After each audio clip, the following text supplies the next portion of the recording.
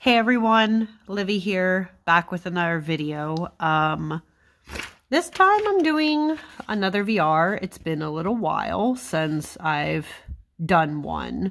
Also just because, I don't know, life's been busy. I've been trying to do a different kind of thing on my channel.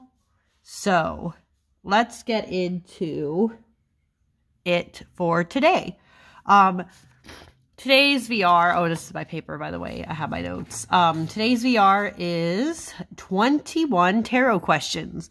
This is a video by Lisa and Peggy over at Lisa's channel. I didn't see live the creation of it happening. Life's been busy. I've been out and about, a lot of things going on.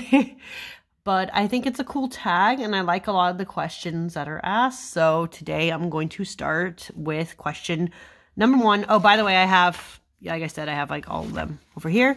Question number 1 is, what is the deck they'll have to pry out of your cold, dead hands? It's kind of a funny question, but I know 100% because there's a couple. One of the decks that you're going to have to pry out of my cold dead hand now is the Guided Hand Tarot. I love this deck. I worship this deck now. It is probably my favorite ever collage style deck. I only have 2, but, oh no, I have technically another one that would count. But this deck, I could never be without this deck now that I have it in my collection. What I love about it is just, I don't know, the deck feels so personal. It feels so, I don't know, it almost feels like it was made for me. I can't. The cardstock is beautiful. It's just everything I could want and ask for in a deck. It is an easy reader, in my opinion. There's a couple cards maybe where you're just like, Like if you didn't know the RWS meaning, it might not be as clear. Or some of these people, like they're collages, but obviously some of the people are like real people. And I don't know who everybody is. So it's like, I guess some of that might be lost in nuance. But this is a deck I'm just obsessed with, in love with. I would read for others with. It is so good. And it's just like an aesthetic and yes, everything. And for that reason, someone would have to be hard pressed to try to take this from me. Now that I own it, I'm like, yeah, no, there's no way. Now, question number 2 is, what's your guilty pleasure deck? You know, what's funny about this question is that there's a couple decks that probably could have fallen into this category, but I decided that probably the more recent kind of guilty pleasure deck is my Northern Animal Tarot. This is the 3rd edition.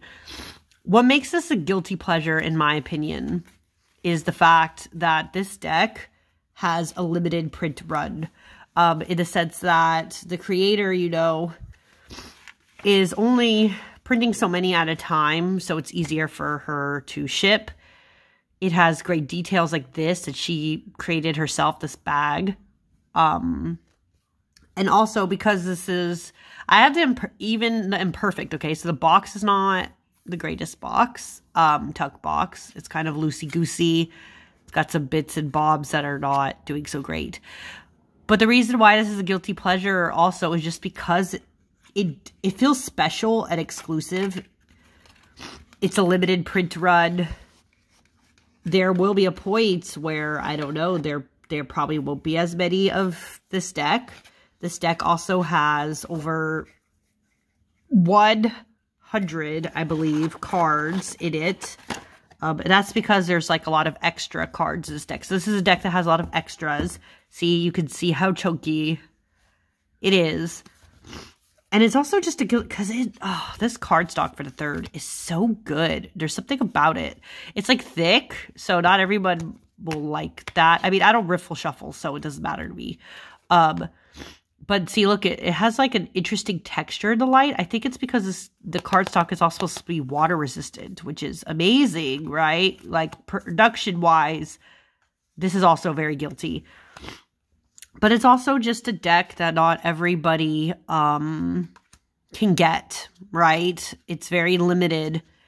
And for that reason, it feels very guilty, but very like, I don't know, it's intimate, you know? And not everybody likes this style of deck, but I am obsessed. The colors are fantastic. It just feels, it feels like I need to preserve this deck as long as possible. But at the same time, I want to like use it all the time. Oh my God, this Knight of Wands. Obsessed. Stop. Okay. I cannot. But yeah, this is why it feels like so guilty. Even though it's like an RWS, I'm hesitant to say it's an RWS clone, but it kind of is. Like it has a lot of the situations that are pretty much like from the cards, right? Even this Two of Cups. But it just feels so... It just feels, it's a great deck. It's so good. It reads so well. And yes, I'm obsessed. So for that reason, the Northern Animal Tarot right now feels like a guilty pleasure. By the way, this was not it was also guilty pleasure because this deck was very expensive for me to get. I live in the US, the creators in Canada. And even the Imperfect Edition was like... it must have cost me at least $80 with shipping and all that right now. So yeah, this is also why it's a guilty pleasure. But anyways, moving on. Question number 3 isn't actually with a deck because it's asking, what's the deck that you wish existed? Oh man. I have a couple. For instance, deck number 1 that I wish existed would be a good Greek mythology tarot. Okay, a good one. I have to specify that. Good one. There's been some where they've tried to make it, but it's not as all-encompassing as I want it to be. And I know also there's like Thea at Garden Goddess Tarot, who came out with her own oracle of like pre-existing artwork of a lot of Greek mythological figures. And that's a cool oracle. I might eventually invest in that, by the way. But it's not, even that is not what I like. What? I don't know how to explain it. It's like for Greek mythology, because I'm obsessed with it. I want things that incorporate the gods. I want things that incorporate the heroes. And I also want things that incorporate specific myths all tied into tarot in a very specific way. I don't know how to explain that otherwise, but yeah, it just doesn't exist. And I wish it did. Another type of tarot, now these next two, I might have to just go and create myself. One type of tarot that I kind of want is a more fantasy-based tarot or oracle. It could be either one, actually, that incorporates a lot of fantasy plot lines and ideals, like storytelling things and books that I like and stuff like that. So I don't know. That one I might have to create, but I'm really obsessed with having that kind of deck in my collection.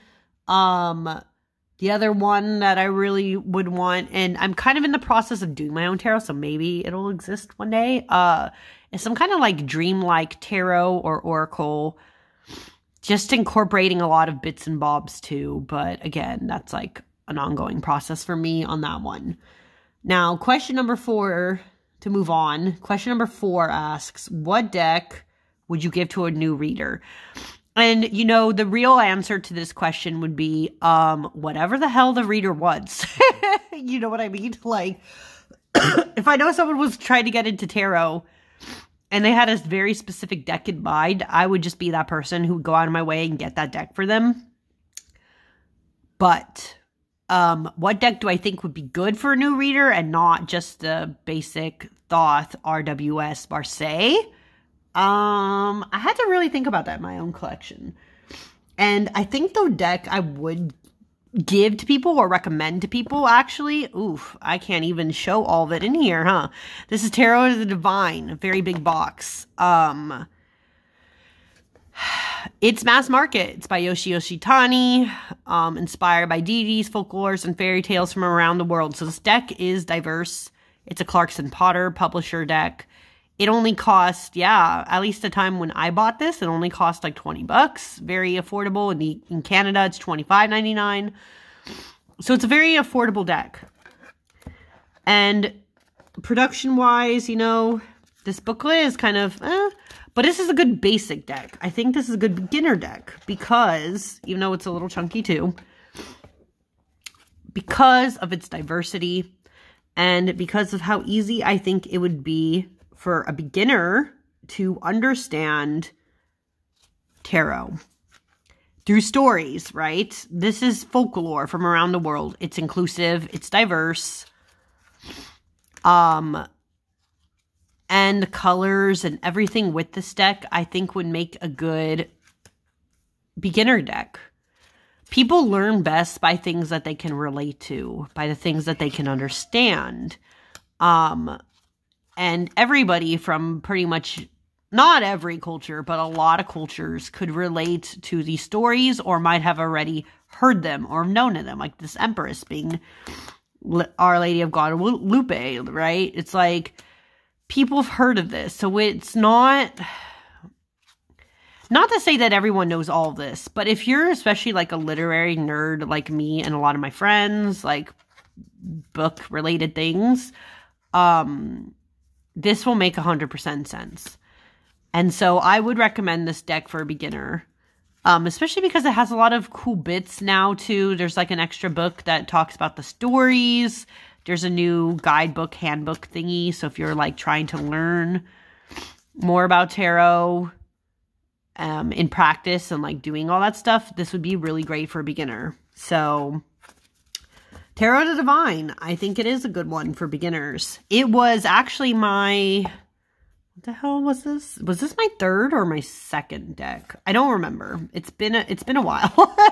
I've been reading tarot for a little bit now, but I'm pretty sure it was either my second or third tarot deck. So that tells you too, I did think it was like a good deck to pick up in the beginning. Next up, question 5. What deck do you want to get along with, but it just never clicked? I had my cat's crying in the background, so sorry for her. This one. This is Smoke, Ash, and Embers. Now, let me start by saying I love Three Trees Tarot. I love the work that Stephanie and Adam are doing. Art is beautiful. I am obsessed with Generations Press's cardstock right now. If they had like other decks just produced with this cardstock, I would go out of my way to seriously get them because I'm obsessed. But this deck has not ever, which is so weird. I love dragons. I'm obsessed with dragons. I was a dragon kid, okay? I was a dragon kid. But this deck is not clicking. It is not clicking. And I think I've tried to figure out why it's not clicking. I think part of it is that for some reason this deck feels like a daytime deck. This is like a deck that I would only use about this time of day, which by the way is like midday, early morning-ish my time as I'm filming this. It just feels like a morning deck. So already I wouldn't reach for this. Even though it has like a dark background here, I would not reach for this deck at night. I tried. It didn't work energy-wise. Just not good. And also, even though I love dragons, there's something about the fact that the dragons don't really have like strong facial recognition things for me, that it's hard for me to get a sense of what this deck is trying to tell me. I don't know. There's something, it's very strange. Because again, I'm also autistic, so that's like weird that I would want the facial recognition. I don't usually look at faces of anything.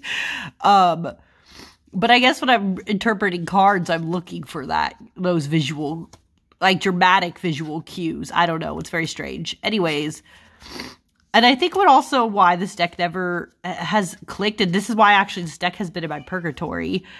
Oh, except this card. This is a really good Knight of Swords to understand.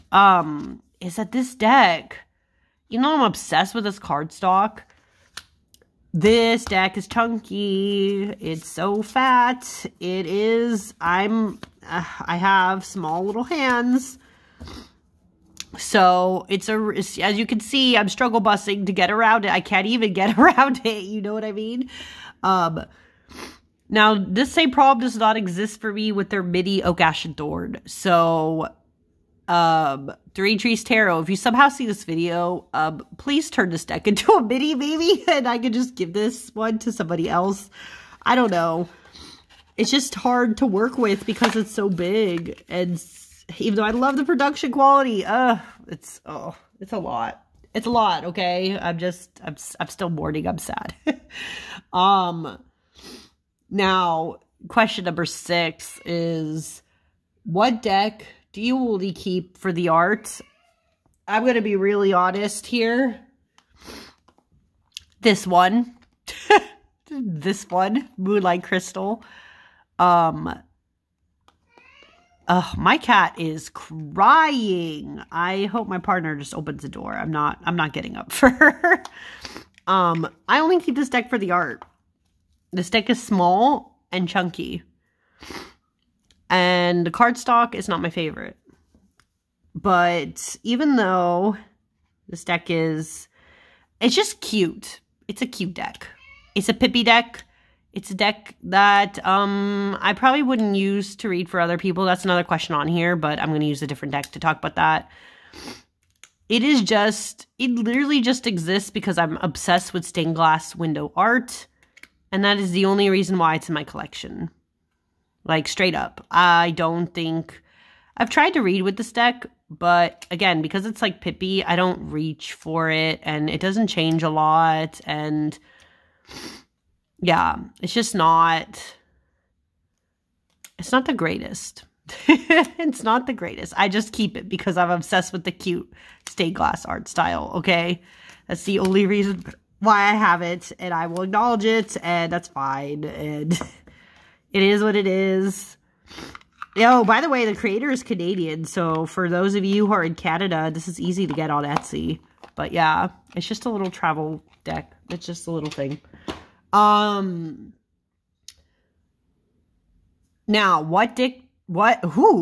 gotta slow down. What deck did you buy because everyone else did? That's the next question, number 7. Let me be honest here.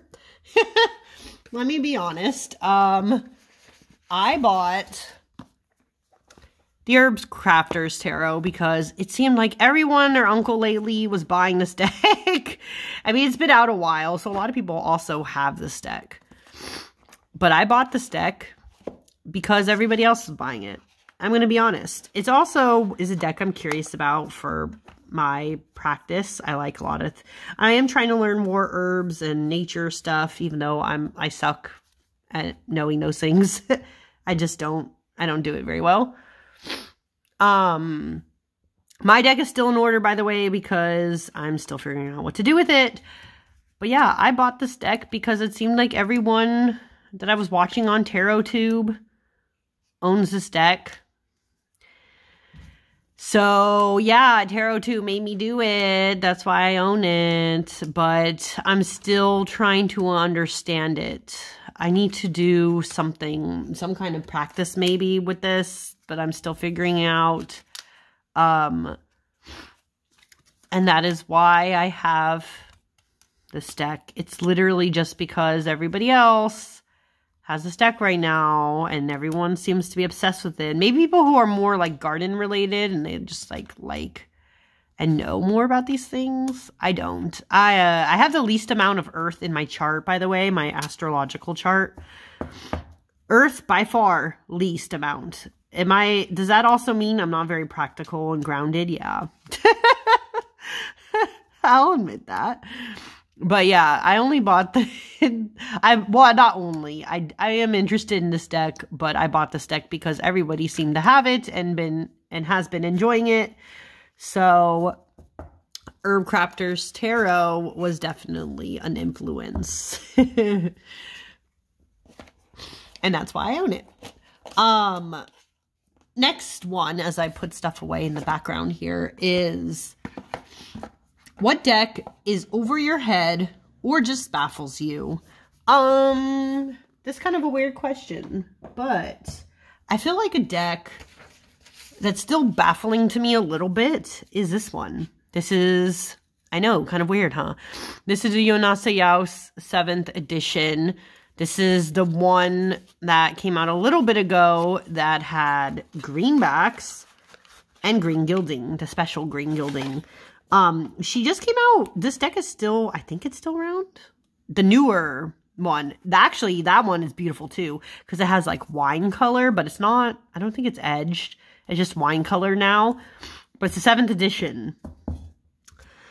Anyways, that's a tangent. Why does this deck baffle me? I think it baffles me because I'm still learning Marseille, but I'm taking my time because when I was 1/5 of the way through the book I'm learning Marseille on, I started to get really frustrated, and so there's still a lot about Marseille that's kind of eluding me, or not necessarily eluding me, it's just like, I don't know, I'm finding it annoying. And this deck kind of baffles me a little bit because, yeah, it's very pippy. There's a lot of things in here I don't understand. Like, this is the 7, sorry, of Pentacles. But I know it's also Marseille, so I'm like, okay, what does the 7 have to do with, like, planting the seeds? I mean, you could kind of see there's a lot of them, but, you know, it's just, I don't know. It's a beautiful deck. It's amazing. Like, I am obsessed with the core cards in this deck. But, yeah, it's just a lot. Okay. Moving on.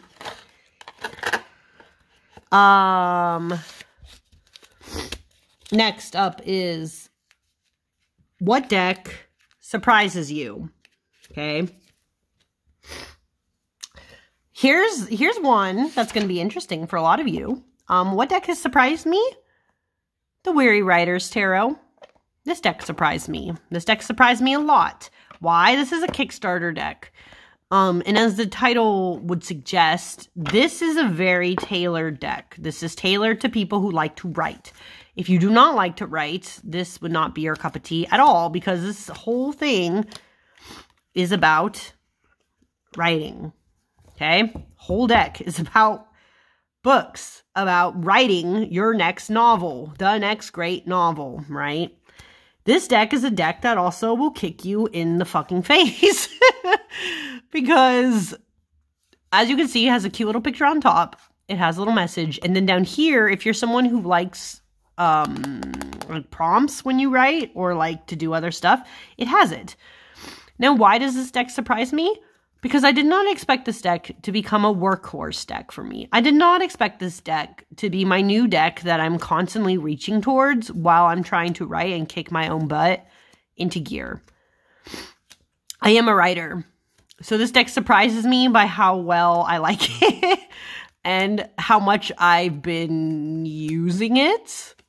And it's weird. I only pull like 3 cards at a time. But those cards are always on point, and I'm just like, God damn, okay. And then I just get to writing. So this deck surprised me about how much I didn't realize I needed it. And that's why I love it. And if you are also a writer, by the way, I highly recommend this deck. I don't know where she's selling it now, but Tony Keniston. Get it. Okay, next is, what deck doesn't really work for you, but you keep it because it's a collectible? Let's be 100% honest. It's this one. This is the Stunning Tarot. Oh, look, it even has Yonasaya's signature. Stunning Tarot. This is the 2nd edition, sorry. It's bridge size. It's cute. Love, obsessed with the 2nd edition backs. But this deck is really just a collectible at this point because I've tried to work with this deck and we don't vibe. we're not the same we're not the same energy. Not the same style even. I think it's like the harsh colors. I love colors, but this is like eye burner colors. These are colors I cannot deal with, okay? This is not my cup of tea. And it just doesn't, okay, my cat is like freaking out back here. Anyways, yeah, this is mainly a collectible. Maybe there'll be a point in time where I actually get rid of this deck because I know a lot of people like it and it's basically like out of print right now. But yeah, I really only have it right now because it's one of the decks, and it was in a size I thought I would be able to work with, but the colors drive me crazy. I cannot. I cannot. Next up is, what deck is your favorite gilded deck? Interestingly, I have a few gilded decks, but the one I find myself really reaching for and liking is the Cosmovisions Oracle. This is an Oracle. It's an Oracle that can work like a tarot. I only use this deck really for past life reading so far because that's what it's slightly designed for. But look at this gilding. I'm sorry, what? This is a mini version, by the way. But this gilding, look at it. I am obsessed. This is the best gilding I have ever seen. And it doesn't help, you know, I mean, the cards too. Look at this artwork. Look at how beautiful. Just like all his stuff. James R. Eads is just so good. I'm sorry. I'm a simp for his art. Look at it. I'm obsessed. The colors are fantastic. It is just everything for me. This is why it's my favorite gilded deck, because I will never get over I will never get over these edges. I'm sorry. Look at this. Look at how clean it is. Because you guys have seen my mini Prisma Vision. It has gilded edging too, but it's like silver. And for some reason, the quality on that one is all bumpy, but this one is not. This one is just perfect. So yeah, obsessed. I don't use this very often, but I'm obsessed with the gilding, and I could never let it leave my collection because, yeah, I've had a very impactful past life reading with this. It didn't surprise me.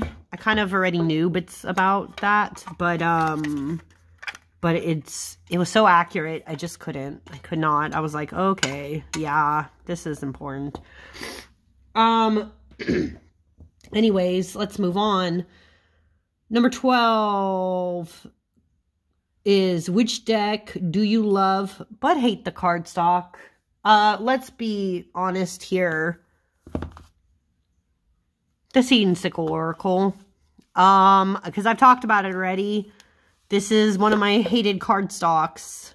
Hated, absolutely hate. Cereal box texture. I hate it. I hate it.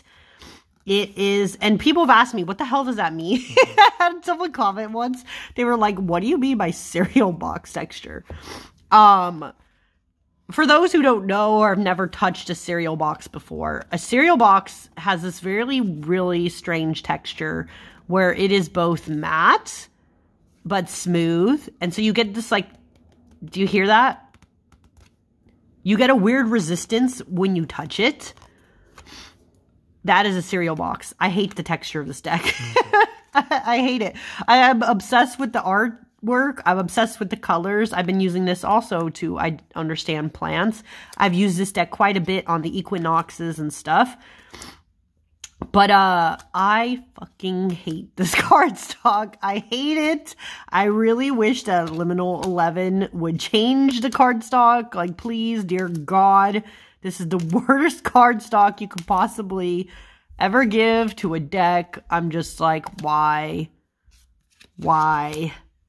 Why? because it's so beautiful. But yeah, Jesus Christ. I can't. I cannot. I don't pull this deck out very often because of the cardstock.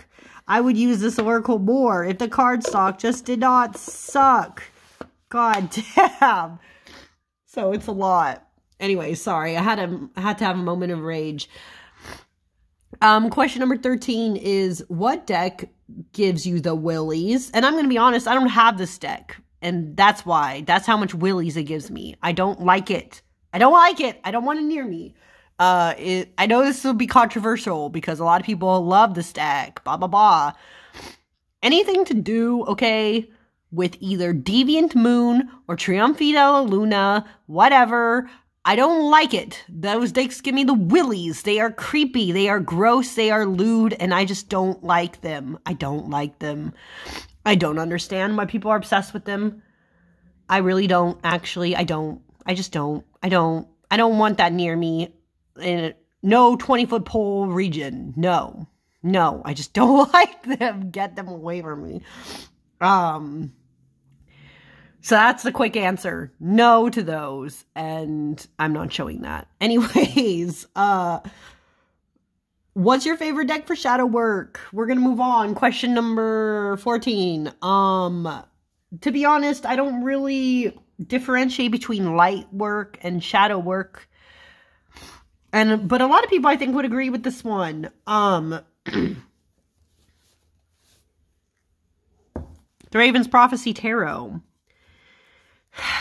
The way it's designed, the way it looks, I feel like a lot of people would say this is a pretty good deck to do shadow work with.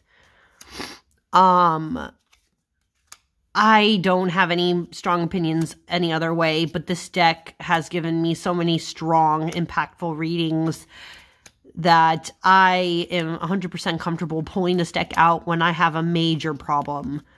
When everything is going to shit around me, I will use this deck because it is also my most accurate reader.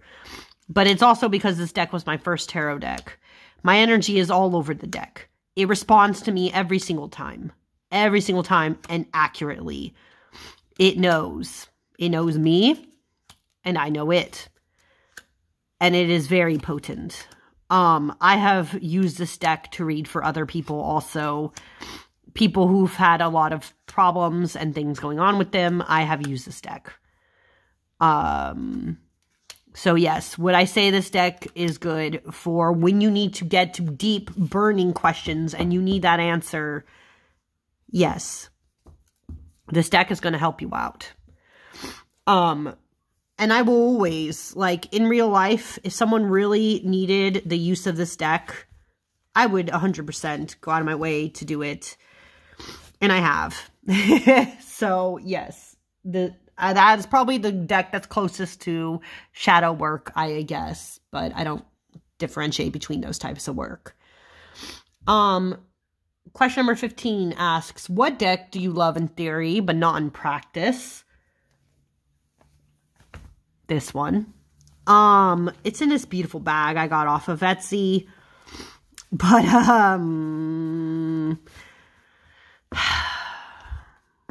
I have beef with this deck a little bit. This is a Tempest Tarot.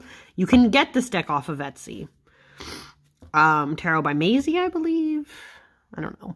The reason why this deck, I loved it in theory, is because of its nautical nature. I mean, I love the sea. I love the ocean. I am of Portuguese descent. The ocean and things around it and this aesthetic, the nautical explorer aesthetic, is literally in my blood. Okay? Which is why I should have loved this deck, and I should always be reaching for this deck. My problem with this deck, though, why it doesn't really work in practice, is because, one, I don't really care for this cardstock, I'm not going to lie. And two, is that this deck, I wish its creator would come out with a different edition where the whole cards of every single card is colored. As you can see, there's parts that are not colored and parts that are colored. Especially here, this could have been a really interesting chance to do a really cool, vibrant-looking Emperor. And instead, this is the card. One, 2, 3 things are colored. But it has so much detail. I am just so annoyed with why this deck is like this. It's lazy. Like, why didn't you spend time coloring every single last bit of this deck? Why is there so much negative white space? It just doesn't work. So, in theory, this should have been the deck I want all the time. But in practice, this deck really kind of makes my blood boil of like why it's just not better. I don't know. That's so mean to say. That's mean. That's mean. I don't mean it quite like that, but it's just like infuriating. Like why? Why didn't you do more? I don't know. So yeah, I don't always reach for this deck because I'm just annoyed. It's my own nitpicky things, but I just wish that the creator, it felt like, did more, you know? I don't know how else to explain that. Anyways, I'm going to move on.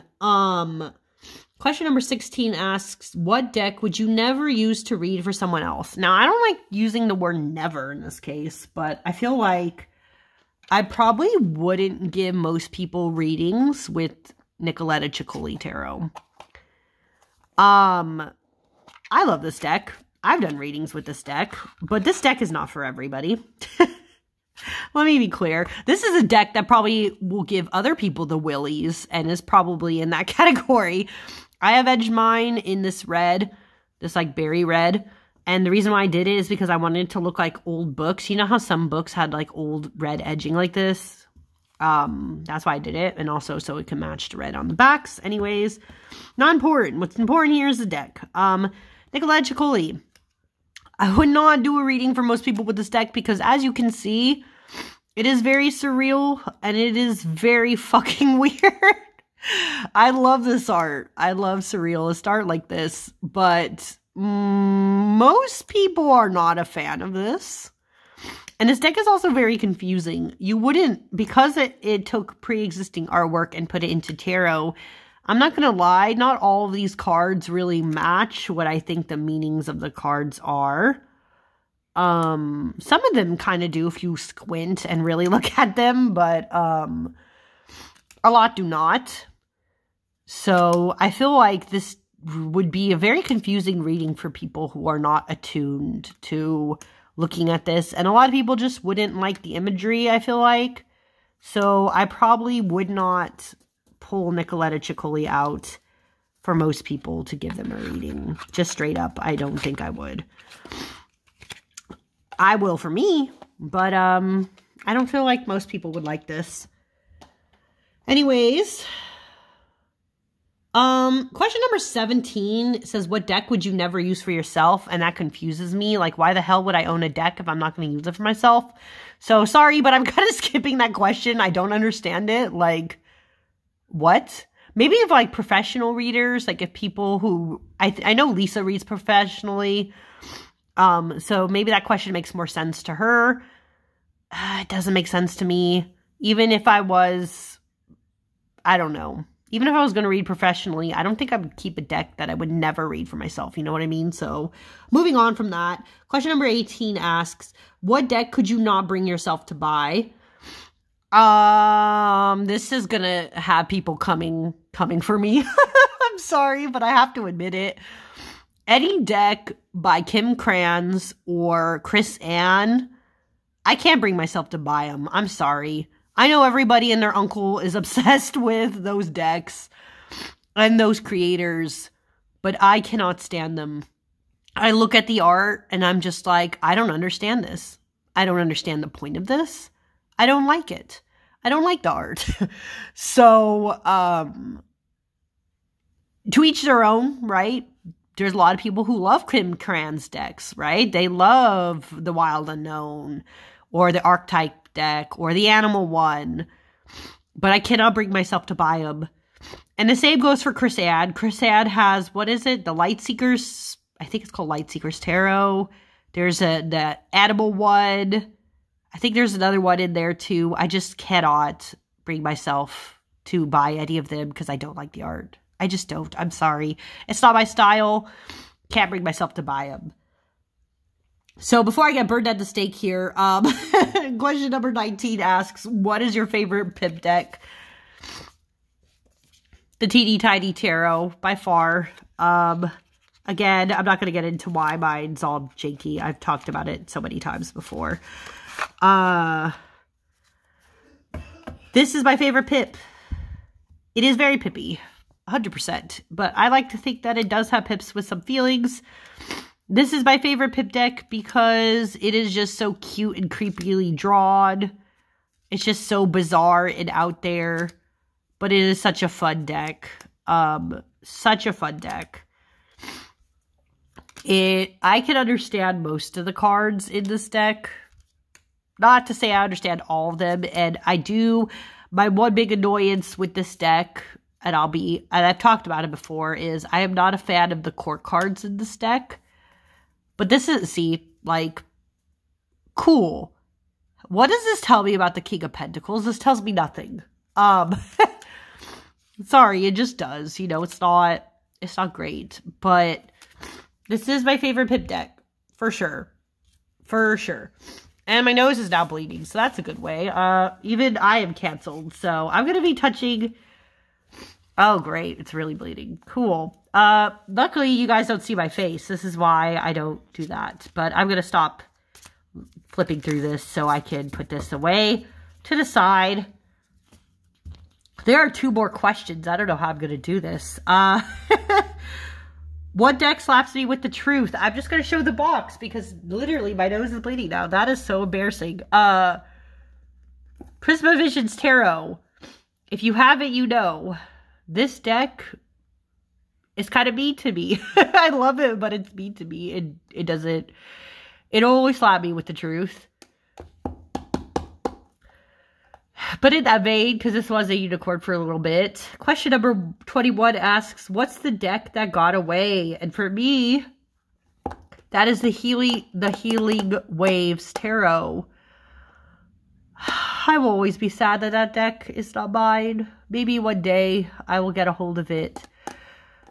It got away from me because I didn't even know it existed until I started watching Tarot Tube videos. But by that point, it was too late. Like, this deck was not... The Kickstarter had long passed, and the creator, of course, is like, yeah, I'm not making any more of this deck, so I get very sad when I think about it, but one day, maybe, I will own it. I don't know, but it's too expensive to go out of my way to try to get. But yeah, anyways, I'm going to end this video now. Wow, everything was out to get me in this video. My nose is literally bleeding. I think my dad was even trying to call me in the middle of the video. I have to go back and check. My cat was crying. Everything's going wrong. Anyways, you know, you can only laugh about it. Otherwise, you just start crying. But until next time, everyone, I will see you. Bye.